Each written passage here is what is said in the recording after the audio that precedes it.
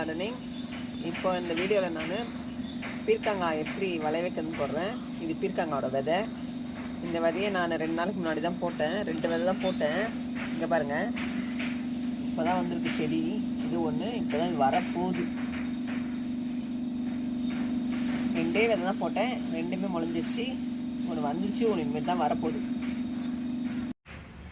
இப்போ பாருங்கள், தொட்டி நான் மாற்றி வச்சுட்டேன். நான் மாற்றி வச்சு 2 வீக்ஸ் ஆகுது. இப்போ பாருங்கள், கொடி ஏற ஆரம்பிச்சு பீர்க்கங்க. இப்போ நான் கொடி ஏற்றி விட்றேன். அது ஏறினதுக்கப்புறமா பார்ப்போம். இப்போ பாருங்கள், இந்த பீர்க்கங்காய் செடி கொடி ஏற ஆரம்பிச்சிச்சு. இவ்வளோ தூரம் கொடி வந்துடுச்சு. பாருங்கள், கொடி வரப்பயே சின்னதாக அரும்பு விட ஆரம்பிச்சிச்சு. இனிமேட்டு இது கொடி ஏற ஏற அரும்பு விட்டுகிட்டே இருக்கும். இதுக்காக நான் பந்தல் போட்டு வச்சுருக்கேன். பந்தலில் தான் இதை படர விடணும். படர விட்டால் மட்டும்தான் காய் காய்க்கணும்ல. இங்கே பாருங்கள், இதுக்காக கொடி ஏற்றி பந்தல் போட்டு வச்சுருக்கேன். இந்த பந்தல் வந்து எங்கள் மரத்துக்கு நடுமத்தியில் போட்டு வச்சுருக்கேன். இந்த பந்தலில் தான் கொடி ஏற்றிக்கிட்டு நம்ம காய் காய்க்க வைக்கணும். இனிமேட்டு அது கொடி ஏறிடும்.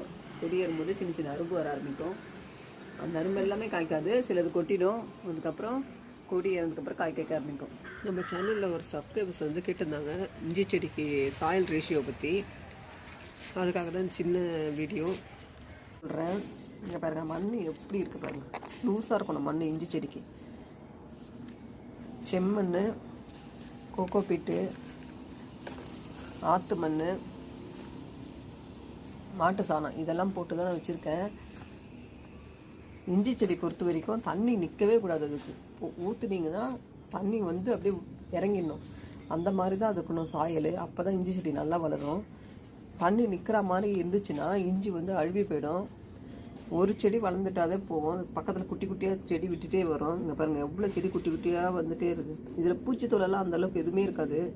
அது பாட்டுக்காக வர ஆரம்பிச்சிடும். ஒன்று வந்துச்சுன்னா பக்கத்தில் குட்டி போட்டுன்னே இருக்கும். அது பாட்டுக்கா அந்தளவுக்கு பூச்சி தொலைலாம் எதுவுமே இது வரைக்கும் எனக்கு வந்ததில்லை. என் செடிக்கு ஏற்கனவே ஒரு தடவை நான் வந்து இஞ்சி போட்டு எடுத்துட்டேன். இது 2ஆவது தடவை. அது பாட்டுக்க வந்துட்டுருது. பொங்கலுக்கு தான் எடுக்கணும் இதோட இதை. பாருங்க, பீர்க்கங்காய் செடியோட பூவு அவ்வளோ அழகாக பூத்துட்டுருக்குன்னு சொல்லிட்டு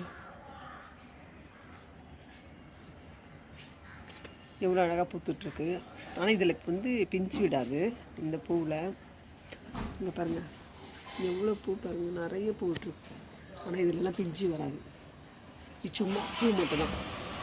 செடியோட பூ இப்படி தான் பூக்கும். ஆனால் இதெல்லாம் வந்து காய் வராது. காய் வர்றது வந்து காய் வந்து பூ வரும், அதுதான் காய். இதெல்லாம் சும்மா பூ பாருங்க, கொத்து கொத்தாக இருக்கு பாருங்க. இதெல்லாம் வேஸ்ட். இதுதான் சொல்கிறேன். இதுதான் பீர்க்கங்காய் செடி. இந்த வீடியோ உங்களுக்கு பிடிச்சிருந்தா லைக் பண்ணுங்கள், கமெண்ட் பண்ணுங்கள், சப்ஸ்கிரைப் பண்ணுங்கள். தேங்க்யூ.